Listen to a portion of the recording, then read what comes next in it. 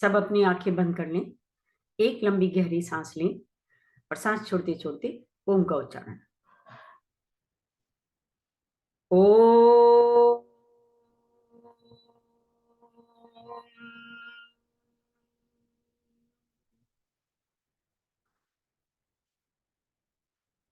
ओ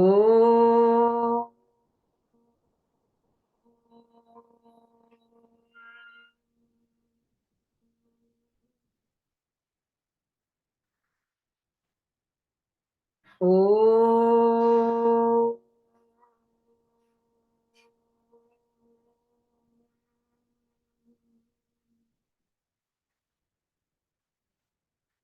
गुरु ब्रह्मा गुरुर्विष्णु गुरुर्देवो महेश्वरा गुरुर् साक्षात् परम ब्रह्मा तस्मै श्री गुरुवे नमः। ओम शांति शांति शांति। जय गुरुदेव। तो आज हम करेंगे गीता का 18वें अध्याय का 13वें श्लोक से शुरू करेंगे। पिछली बार हमने किया था कि हर जो भी कर्म हम करते हैं उसको करने के लिए 5 कारण होते हैं। अब उसके बारे में क्वेश्चन आंसर्स चल रहे हैं, वो करेंगे। 13वां श्लोक। पंचेतानि महाबाहो कारणानि निबोध में सांख्ये कृतांते प्रोक्तानि सिद्धे सर्व कर्म नाम। हे महाबाहु अर्जुन, वेदांत के अनुसार समस्त कर्म की पूर्ति के लिए 5 कारण हैं। अब तुम इन्हें मुझसे सुनो। In English, these 5 causes for accomplishment of all actions. Learn from me, O Mahabahu, as declared in Sakalpa, which is the end of action. संपूर्ण कार्यों की सिद्धि के लिए यह 5 कारण सांख्य सिद्धांत में कहे गए हैं। सांख्य मार्ग वास्तविकता में ज्ञान मार्ग का ही पर्यायवाची है। सांख्य योग में कपिल मुनि जी ने देह तथा आत्मा के अंतर को उजागर किया है। कपिल मुनि जी कहते हैं कि देह नाशवान है तथा आत्मा अविनाशी है। सांख्य मार्ग के साथ साथ हिंदू धर्म के 5 और दर्शन के स्कूल हैं। दूसरा ऋषि पातंजलि द्वारा प्रतिपादित योग। तीसरा है कन्नड़ के कवाद ऋषि द्वारा प्रसारित वैशेषिक तथा चौथा अक्षपाद गौतम द्वारा प्रतिपादित न्याय दर्शन का स्कूल है। 5वें दर्शन के स्कूल का नाम मीमांसा है, जिसे ऋषि जैमिनी द्वारा फैलाया गया है तथा ब्रह्मसूत्र और उपनिषदों को आधार मानकर दिया गया ज्ञान वेदांत के नाम से जाना जाता है। पूरी दुनिया में गीता जी की एक मुख्य देन यह भी है कि कृष्ण जी ने गीता के माध्यम से दर्शन के सारे स्कूलों को समन्वित किया है। इसलिए गीता जी को हर विचारक को आपस में बांधने का श्रेय जाता है। आज के युग में दर्शन के ये विचार मात्र विश्वविद्यालयों में पढ़ाए जाने तक सीमित रह गए हैं, परंतु महाभारत के युद्ध के समय इन विचारों का समाज में बहुत वजन था। 14 श्लोक। अधिष्ठानम तथा कर्ता कारणम च पृथक विधम विविधांश्च पृथक चेष्टा दैवम चैवात्र पंचमम। कर्म का स्थान शरीर, कर्ता, विभिन्न इंद्रियां, अनेक प्रकार की चेष्टाएं तथा परमात्मा, ये 5 कर्म के कारण हैं। In English, the seat, body, door, distinct types of instruments, distinct and various functions, and also Lord, the 5th year. सांख्य ज्ञान के अनुसार कर्म के 5 प्रमुख कारण हैं। अधिष्ठापन अर्थात शरीर, शरीर को कार मान लिया, जैसे शरीर कार हो गया। दूसरा कर्ता अर्थात मन बुद्धि ड्राइवर हो गए। उपकरण अर्थात शरीर के अलग अलग अंग, टायर, ब्रेक, जो अलग अलग अंग हैं हमारे मन बुद्धि के अलावा, हाथ पैर और जितने भी और सिस्टम है, वो सब हो गया टायर ब्रेक। चेष्टा अर्थात इच्छा, पिस्टन, क्लच, कार को चलाने की इच्छा। दैव अर्थात परमात्मा, पेट्रोल। उदाहरण के लिए आप गीता जी पढ़ने का कर्म कर रहे हैं। इस कर्म के करने में 5 बिंदु हैं। पहला, आपके पास पूरा शरीर है। दूसरा, आपका मन बुद्धि भी जागृत है, सोई हुई नहीं है आपकी मन बुद्धि। तीसरा, आपकी आंखें भी ठीक ठाक हैं। हम सब में परमात्मा दैव तत्व विराजमान है, परंतु सबसे महत्वपूर्ण है वह चेष्टा अर्थात इच्छा। इस इच्छा प्रयास के कारण ही कर्म कर रहे हो। यह इच्छा नहीं होती तो 25,000 घोड़े भी आपसे गीता पढ़ने का कर्म नहीं करवा सकते थे, और यदि इच्छा है तो 25,000 घोड़े आपको रोक नहीं सकते। ये शिवेंद्र नागर जी का खास एक सेंटेंस है कि 25,000 घोड़े आपको कोई कर्म करने से रोक नहीं सकते अगर इच्छा है। कुछ तो आप अपनी इच्छा के हिसाब से प्लानिंग करके वो काम कर पाते हैं, कुछ प्रकृति करवा देती है। तो अगर आपकी इच्छा है वो काम हो जाएगा, होता रहा है। 15वां श्लोक। शरीर वांग मनो भी यत कर्म प्रारभते नरः न्यायं वा विपरीतम वा पंचयते तस्य हेतवः। मनुष्य अपने शरीर, मन या वाणी से जो भी उचित या अनुचित कर्म करता है वह इन 5 कारणों के फलस्वरूप करता है। पहले तो उन्होंने कहा कर्म करने के लिए ये 5 चीजों का होना आवश्यक है, और अब कह रहे हैं जो भी काम आप करते हो उसके लिए 5 कारण होने, उन 5 कारणों के फलस्वरूप आप वो काम करते हो। In English, whatever action a man performed by body, speech and mind, whether right or otherwise, these 5 are its causes. मनसा वाचा कर्मणा अर्थात मन से, वाणी से अथवा तन से मनुष्य जो भी कार्य करता है वह श्रेष्ठ हो या निम्न, सांसारिक हो अथवा आध्यात्मिक, सही हो या गलत, उन सब के पीछे यही 5 कारण माने गए हैं। कौन कौन से कारण हैं? कुछ लोग कहते हैं मैंने कोई गलत कार्य नहीं किया, फिर प्रभु मुझे क्यों दंड दे रहे हैं? जब दंड मिलता है, जब परेशानियां आती हैं, जब चैलेंजेस आते हैं, तो ऐसा कहते हैं। इस श्लोक से बात साफ हो जाती है, विचार तथा वाणी से कहे शब्द भी कर्म की श्रेणी में आ जाते हैं। पता नहीं उन्होंने कौन से ऐसे शब्द कहे होंगे या विचार किए होंगे जिसकी वजह से वो कर्म बन गए और अब उनको दंडित किया जा रहा है। उदाहरण के लिए, आपके मन में कोई विचार आया और चला गया, दूसरे कोई विचार आया और आपने झट से उस विचार को झटक दिया। गलत विचार कोई आया आपके मन में, आपने उसे झटक दिया, राम राम, ये अब ऐसा ना हो भगु, छोड़ो इसको। विचार कर्म की श्रेणी में तभी आएगा जब आप उस विचार पर बार बार सोचे समझे विचार करना शुरू कर दोगे। बार बार अगर आप उस विचार को विचार करोगे तो वो विचार कर्म में परिवर्तित हो जाएगा। ये बिल्कुल ऐसा ही है कि शरीर में कोई जख्म हो गया, आप उस जख्म को छेड़ो नहीं तो वह अपने आप ठीक हो जाएगा, और अगर छेड़ोगे तो वह जख्म नासूर बन जाएगा। तो ऐसे ही विचारों को जब हम पोषण करते हैं, उस विचार को सोचना ही शुरू कर देते हैं, बार बार उसको हम रिपीट करते हैं, तो वो कर्म बन जाता है। अब सब कर्मों से मुक्ति कैसे प्राप्त होती है? अन्यथा तथाकथित गलत कर्म करने के उपरांत भी मनुष्य को विपरीत फल नहीं मिलता। इस पर अगले श्लोक में विचार करेंगे।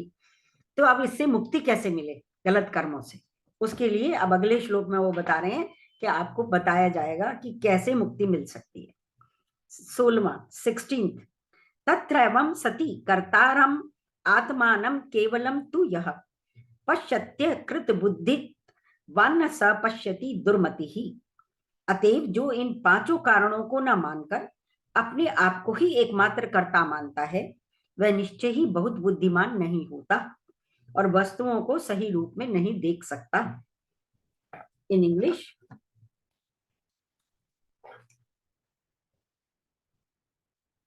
such being the case, verily he who due to undeveloped intellect sees the self alone as doer, he of imperfect judgment sees not. एक जज किसी कैदी को सजाए मौत देता है, जेलर जज के फरमान पर अमल लाता है, जल्लाद कैदी को अंततः सूली चढ़ा देता है। प्रथम दृष्टया तो यह लगता है इन तीनों का कर्म गलत है, परंतु जो कार्य अहंकार तथा राग द्वेष के भाव के बिना किया गया हो वह कार्य बंधनों में नहीं बांधता। बंधन अर्थात नई इच्छाएं पैदा नहीं होती। उदाहरण के लिए एक सैनिक युद्ध में एक योद्धा को ऑपोजिट सेना के योद्धा को मारता है तो उसे कर्म बंधन नहीं बांधते। ये उसका कर्तव्य है, ये उसका कर्म है। जब एक पोस्टमैन आकर आपको एक बुरी खबर का पत्र देता है फिर भी उसे कर्म बंधन नहीं बांधते। कर्म हमें तभी बांधते हैं जब हम कर्म के प्रति आसक्त हों और हमारी उस कर्म को करने की बार बार इच्छा जागृत होती है।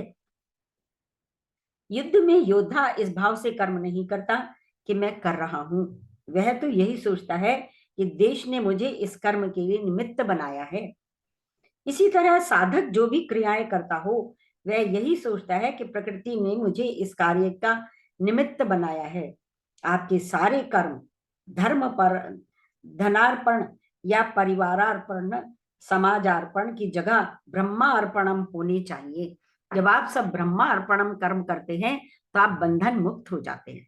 जब आप परिवार अर्पणम करते हैं, समाज अर्पणम करते हैं या परिवार धन अर्पणम करते हैं तो आप बंधन से घिर जाते हैं, बंधन युक्त हो जाते हैं। 17वां श्लोक।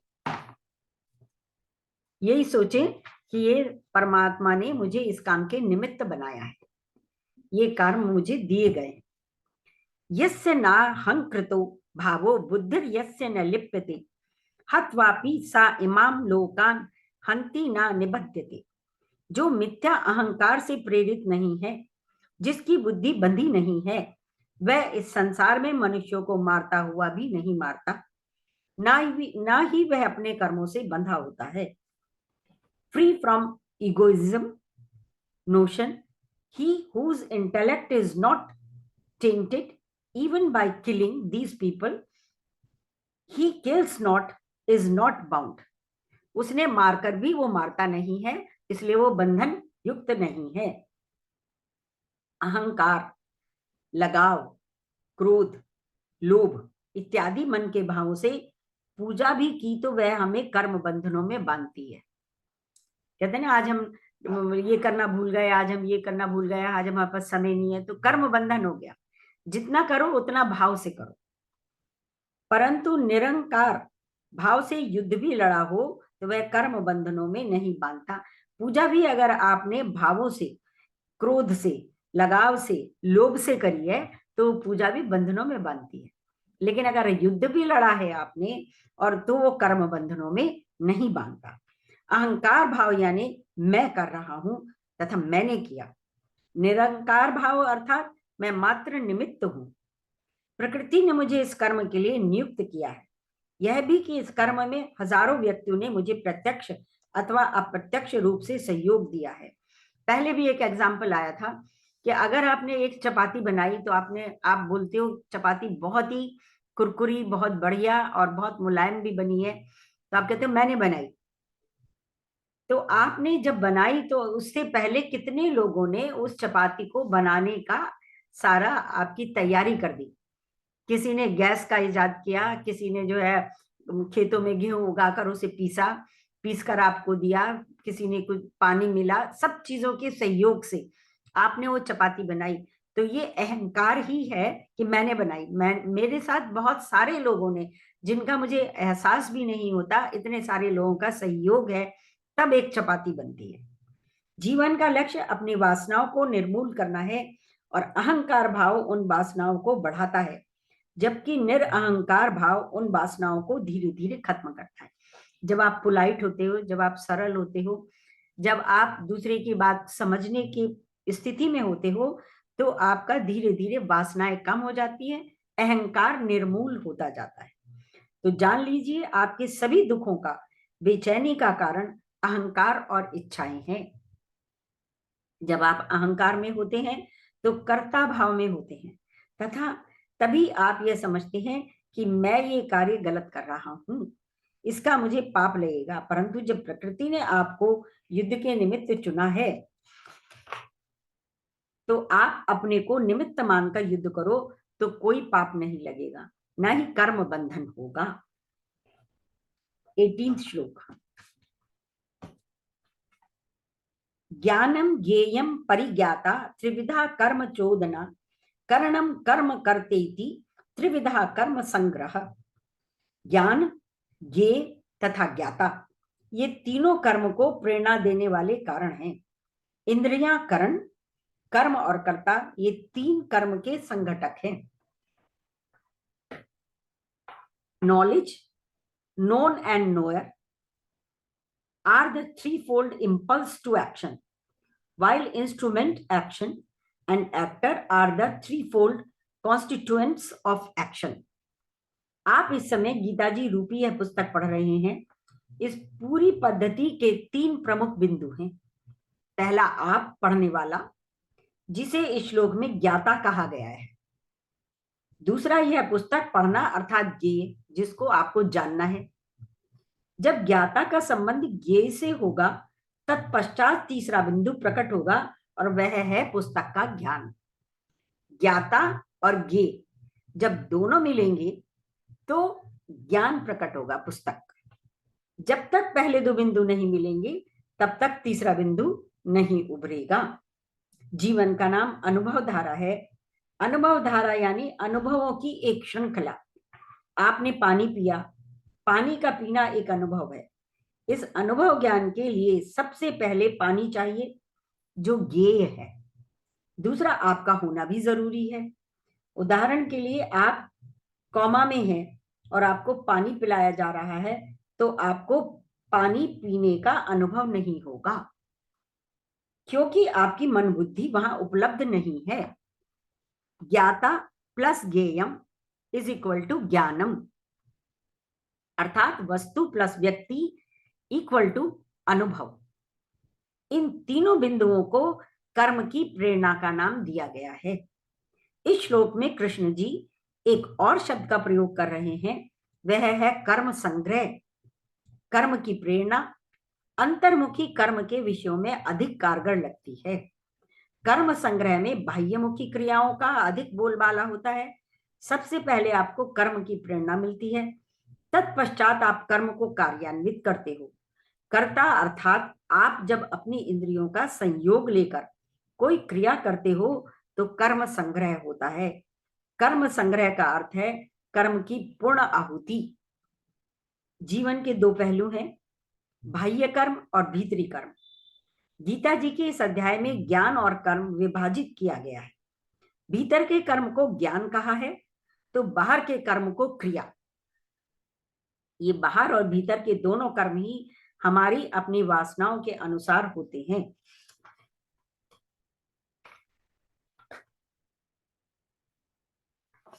और 19 श्लोक, ज्ञानम कर्म च कर्ता च त्रिवैधैव गुण भेदतः प्रोच्यते गुण संख्याने यथा वक्षणु तान्यपि। प्रकृति के तीन गुणों के अनुसार ही ज्ञान, कर्म तथा कर्ता के तीन तीन भेद हैं। अब तुम मुझसे इन्हें सुनो। Knowledge, action and actor said to be threefold according to the distinction in gunas. In gunas qualities, in the science of gunas, hear them also duly. अगले 20 श्लोकों में कृष्ण जी हमारे सामने एक दर्पण रखेंगे, जिससे हम स्वयं को समझ पाएंगे कि हम कितने पानी में हैं। इस खंड को पर्सनालिटी चार्ट अर्थात व्यक्तित्व का दर्पण भी कह सकते हैं। आपको स्वयं पता करना है कि आप कौन सा कमजोर पक्ष है और कौन सा प्रबल पक्ष है। उदाहरण के लिए, आपकी आयकर के रिटर्न को देखकर कोई भी अच्छा सीए बता सकता है कि आपका आर्थिक स्तर स्वस्थ है या नहीं। मेडिकल रिपोर्ट देखकर कोई भी डॉक्टर बता सकता है कि आप शारीरिक रूप से स्वस्थ हैं कि नहीं। इसी प्रकार बौद्धिक, मानसिक तथा आध्यात्मिक रूप में कितने स्वस्थ हो, इसे जानने के लिए यह पर्सनैलिटी चार्ट काफी उपयोगी रहेगा। जो आप ये पर्सनैलिटी चार्ट जो उन्होंने बताया है, अपने आप को देखना। जैसे आप ध्यान में बैठते हो, आपसे कुछ कटु बात हो गई, कुछ हुआ, अच्छा बुरा विचार आया, तो अपने का निरीक्षण परीक्षण करना, दैट इज मेडिटेशन। उसमें आप अपने को जान पाते हो कि आप क्या हो। जो आप अपने बारे में जानते हो, कोई दूसरा उतना नहीं जान पाता। तो ये आपका पर्सनालिटी चार्ट भी हो जाता है। इस तरीके से देखना। आज के लिए इतना ही, और अब हम करेंगे डिस्कशन।